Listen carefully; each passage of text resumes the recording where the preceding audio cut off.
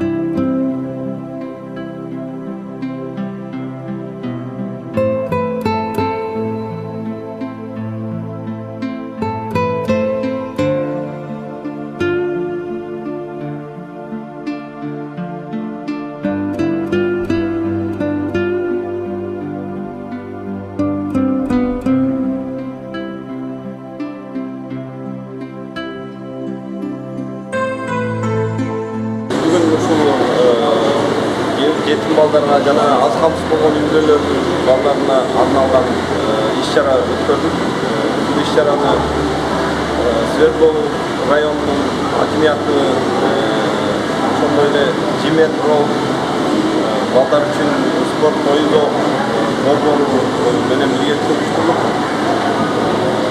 Ошондо жалпысы 115 балага оюндо бердик. Ошол ар бир балага бизден белек даярдаганбыз, ал электерин таратып